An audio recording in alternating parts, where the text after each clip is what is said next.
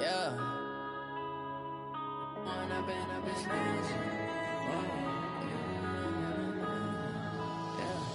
One up and up is magic. With the gang, we ball out, it can get tragic. All we got, we gon' let you have it. Stuck in my way. With Chesapeake Bay gleaming in the distance, we are inside M&T Bank Stadium near the Inner Harbor in Baltimore, Maryland. Here's a scene a short time ago. The Ravens introduced to this sellout crowd, and through a sea of pyrotechnics, out they came from the tunnel. We're set to go as the Ravens get ready to match up with Ben Roethlisberger and the Pittsburgh Steelers. This fielded a few yards into the end zone. And the decision to bring it out is going to cost him about 7 yards all told as he's taken down back shy of the 20.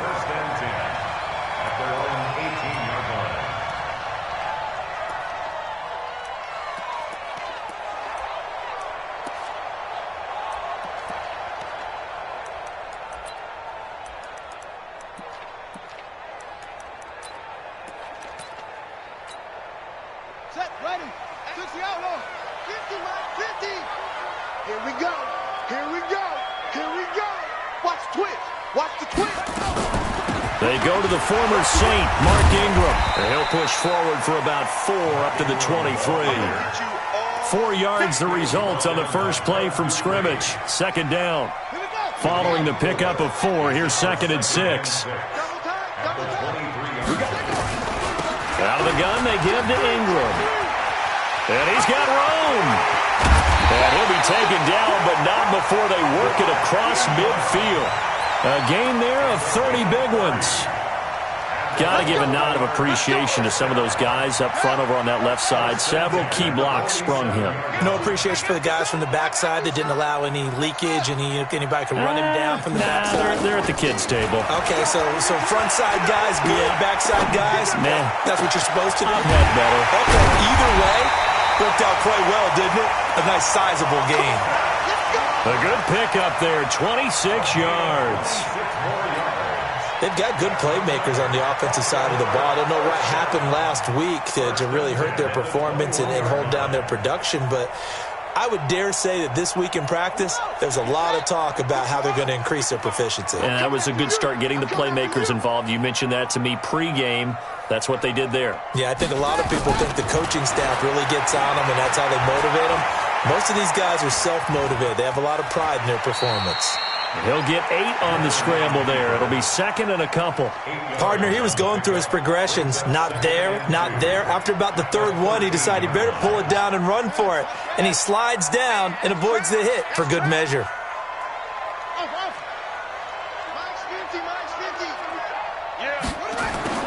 Looking to throw again on 2nd down. Griffin. And this is taken in one-handed. What a catch. That play gets him 6 yards and sets them up with a 1st and goal. From the shotgun, Griffin. This is caught. And he is into the end zone for a Baltimore touchdown. Mark Andrews, his 4th touchdown on the year. And the Ravens take it all the way down the field and score on the opening drive. Tucker with the extra point, and that makes the score 7-0. Tucker now to kick it away following the touchdown. That'll be taken in the end zone. They'll bring it back to just about the 25, call it the 24-yard line.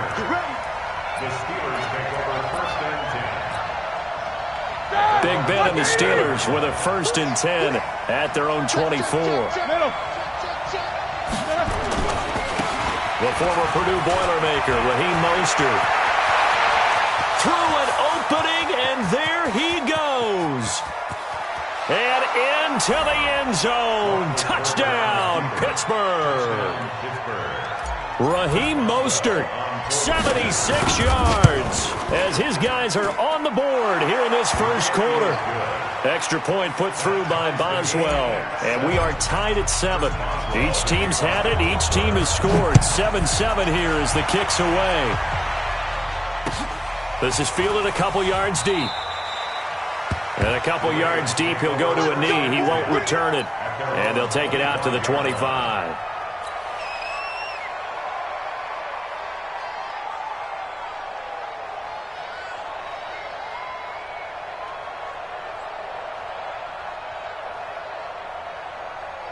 The Baltimore offense at the line, set to get going. That last drive, it was a good mix. Run, pass, defense on their toes. And what really helps out in a big way is when you're doing the run-pass mix and everything's working, that means that they're guessing wrong every time on defense. They think you're going to pass when you run and vice versa. I would continue that, and when they finally draw a beat on you, maybe you mix it up a little bit with play action and throw the ball. And will they maintain that balance? Time to find out. I think defensively you're okay with that. You're in the first quarter. He's going to get some catches, but they rallied to him quickly. And that's what you count on, and I like what you just said. First quarter, can you do it all game long? They catch it, you tackle them, they go down on the spot. Because when you're able to do that, you don't give up big chunks of yardage after the catch, now you put the offense in a position where every series they have to work hard to pick up first downs, and you tend to stall them out when you do that. So from the 39 now, they'll come up on a 1st and 10. From the gun, it's Griffin. Nowhere to escape, and he goes down. Stephon Tuitt able to shake free and get home for the sack.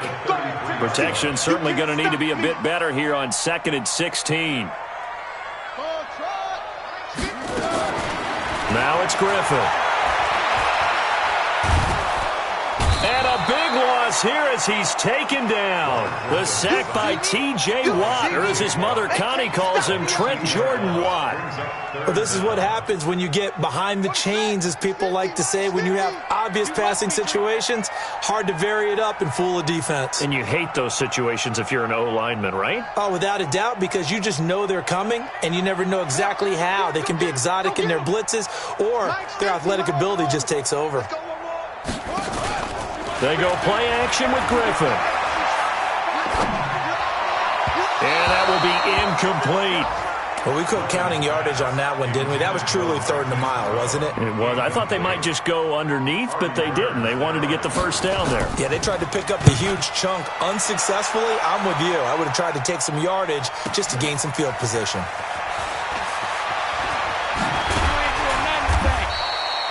Very good return that time.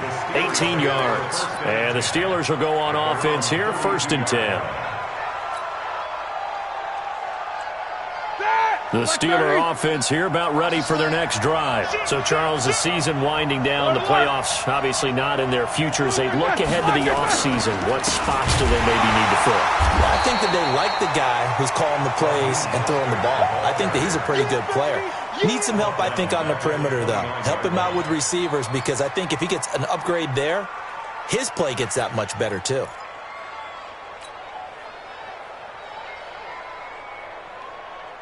So now they have to contend with 2nd and 13 after the first down run goes backwards. Hey, watch it.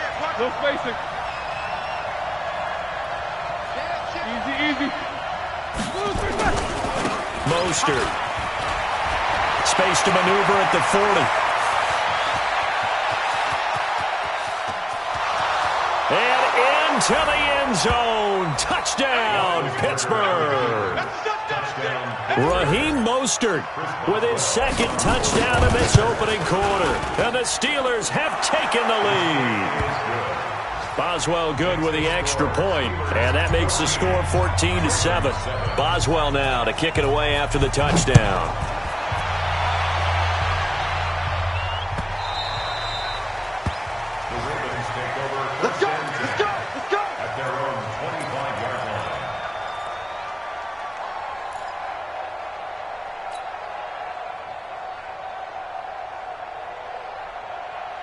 The Raven offense set at the line for this next drive. And on the last go-around, they really couldn't get anything going.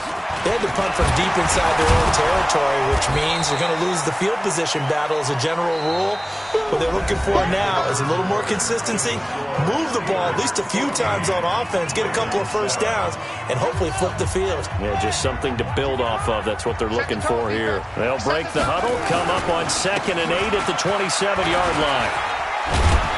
And they're able to get this one across the 35. It's a pickup of 11 and a Baltimore first down. Baltimore was the most run-heavy team in the league last year after Lamar Jackson took over as a starter. And you think about Mark Ingram. He goes from a situation where he was sharing time with Kamara in New Orleans. Now he figures to be the top guy in the Baltimore backfield, although I guess you could say he's kind of splitting time with his quarterback, Lamar Jackson. But a great veteran presence Mark Ingram is behind Jackson.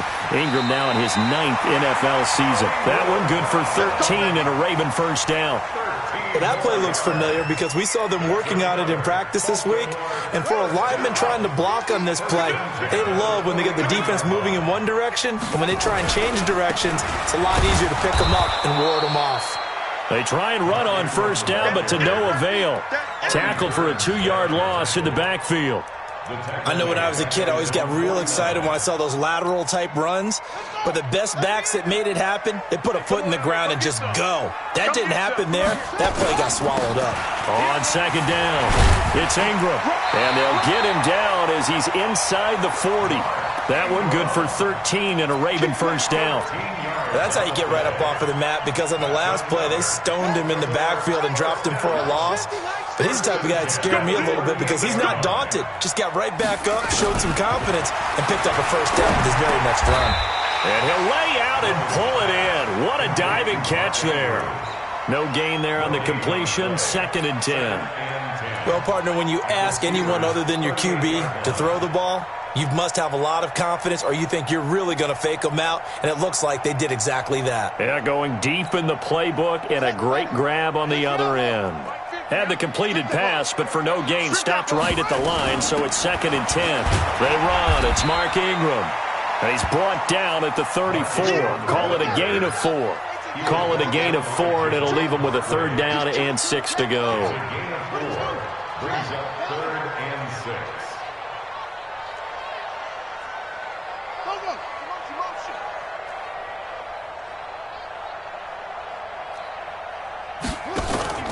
They go play action. Griffin. This will be caught inside the 10. They're able to convert on 3rd down, and that sets up a 1st and goal. Well, normally on a 3rd down play, I'm not a huge proponent of play action. But when you run it as effectively as we've seen them do in this game, yeah, it sets it up pretty well. And particularly on this drive, they've been great running the ball. Good set. And he'll go down. Brought down at the 20-yard line. Ryan Shazier got in that time, the first-round pick of 2014. First down, a bit of a disaster, and now on 2nd and goal, back even further. From the gun, it's a run for Ingram. And they'll get him down right around the 16. Only a couple yards there, and that's going to set up a long 3rd and goal. This has been a long drive. You got to figure a field goal would be a letdown. Can they convert now on 3rd and goal?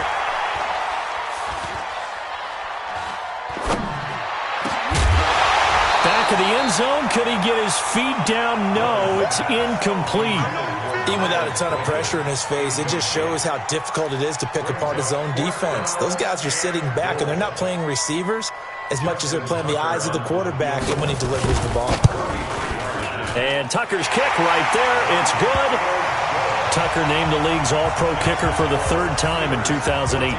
Go ahead and admit it. The only time that you get excited about Justin Tucker kicking is when he actually misses. It's and rare. excited is not the right word. Surprise is more what we're talking about. 90.1% coming into 2019. He's incredible. And the decision to bring it out, a good one, as he's up a yard or 2 shy of the 30. The Steelers take over 1st and 10 at their own 28-yard line.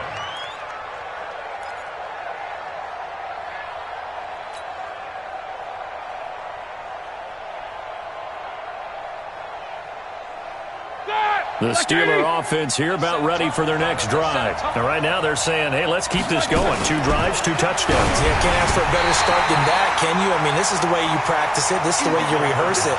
But right now, the play calling, they're locked in really well. Throwing to start the drive, but that one incomplete.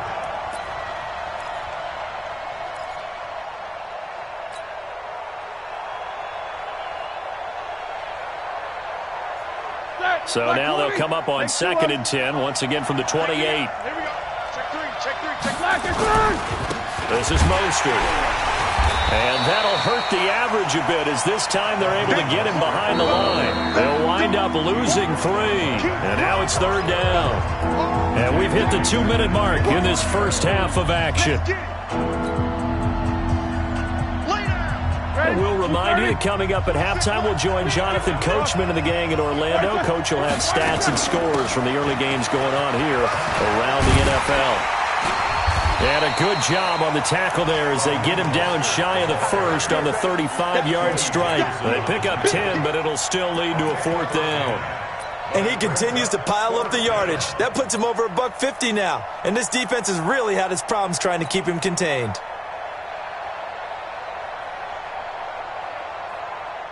On 4th down, here comes the Steeler punter Jordan Berry to kick it away. Waiting on it will be Richie James.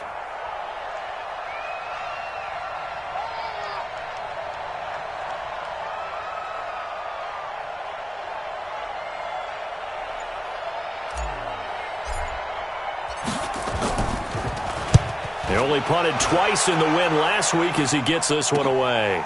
James now to return. Nice job bringing that one back. 14.